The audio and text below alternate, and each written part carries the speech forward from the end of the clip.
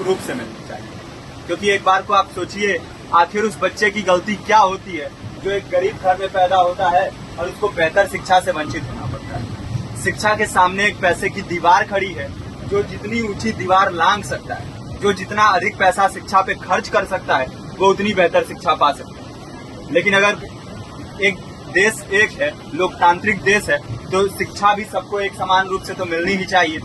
आज परिस्थिति ये है कि एक तरफ तो प्राइवेट स्कूल हैं जो लूट के अड्डे बने हुए हैं, वहाँ पे आप एडमिशन कराने जाएंगे तो सिर्फ एडमिशन के नाम पे ही आपको 10,000 20,000 रुपए देना होगा। और कमीशन खोरी का ऐसा धंधा है कि कॉपी, किताब, टाई, बेल्ट, ड्रेस, जूता कहाँ से खरीदना है ये आप नहीं तय करेंगे वो प्राइवेट स्कूल वाले। यानी आम लोगों की मेहनत की आखिरी कौड़ी उनके जेब से वसूल लेना चाहते हैं। और दूसरी तरफ सरकारी स्कूलों में न तो पर्याप्त टीचर है, न पर्याप्त बिल्डिंगें हैं। 2019 का ही ये पुराना आंकड़ा है कि हर 100 में से 52 स्कूलों में या तो एक टीचर है या 2 टीचर हैं। और उन्हीं टीचरों के ऊपर जिम्मेदारी थोप दी जाती है कि जनगणना करो, मतगणना करो, पशुगणना करो, तमाम काम करवाए जाते हैं। और 19 के बाद से तब से कितने टीचर रिटायर हुए होंगे और 18 के बाद से कोई टीचर की वैकेंसी भी नहीं है।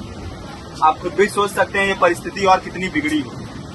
इसीलिए हम लोग ये मांग उठा रहे हैं, चाहे कोई राष्ट्रपति का बच्चा हो या किसी मजदूर का, सबको शिक्षा एक समान मिलनी चाहिए और निःशुल्क रूप से मिलनी चाहिए। प्रेमचंद ने अपने दौर में भी कहा था कि एक सभ्य समाज में ऊंची से ऊंची तालीम मुफ्त होनी चाहिए और इसका पूरा खर्च गवर्नमेंट को उठाना चाहिए, क्योंकि हमारे देश को फौज से ज्यादा आवश्यकता तालीम की है। और शिक्षा से जुड़ता हुआ ही दूसरा मुद्दा हम लोग उठा रहे हैं।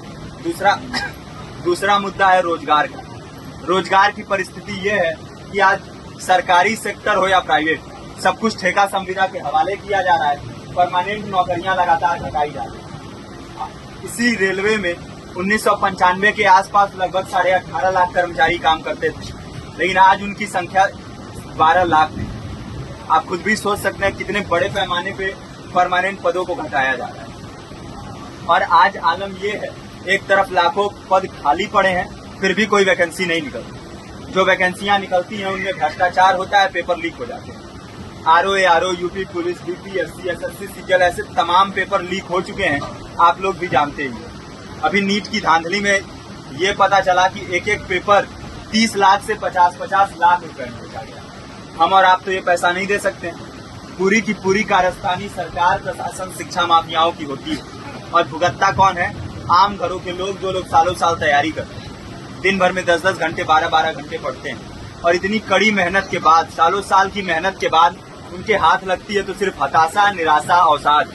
बहुत से छात्र नौजवान जो इस बेबसी में, इस डिप्रेशन में नहीं जी पाते, आत्महत्या तक के कदम उठा लेते हैं। लेकिन ये देश की विडंबना है कि टीवी चैनल, अखबार, मीडिया, नेता, मंत्रियों के लिए कहीं ये कोई मुद्दा नहीं है। उनके लिए मुद्दे हैं तो जाति, धर्म, रंग, नस्ल, अगड़ा पिछड़ा।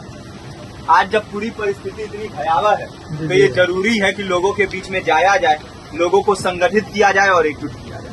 क्योंकि आज अगर अपने मुद्दों पर बोलेंगे नहीं तो कल को ये परिस्थिति और बिगड़ेगी। हो सकता है ले दे के अपनी जिंदगी तो हम लोग काट ले जाएंगे, लेकिन आने वाली पीढ़ियों को क्या भविष्य देके जाएंगे, ये भी सोचने वाली बात है। हमारे साथी ने आपको पर्चा दिया है, पर्चा आप तक पहुंच गया है। पर्चे में और भी बातें हैं, इसको पूरा विस्तार से पढ़िए। पर्चे में हमारा नंबर है, संपर्क कीजिए। फेसबुक का, इंस्टाग्राम का लिंक है, आप वहाँ पे जाएंगे तो आपको पता भी चलते रहेगा कि लगातार किन किन माध्यमों से हम इस अभियान को चला रहे हैं। नुक्कड़ नाटक, संगीत, शिक्षा सहायता मंडल, लाइब्रेरी, तमाम माध्यमों से इस अभियान को चला रहे हैं और कोशिश कर रहे हैं कि बड़े से बड़े पैमाने पर हर जगह पे लोगों को संगठित किया जाए और एकजुट किया जाए। आपके बीच भी आए हैं, आपका साथ और सहयोग दें। साथ इस रूप में कि आप भी हमारे इस कारवां और इस मुहिम से जुड़िए।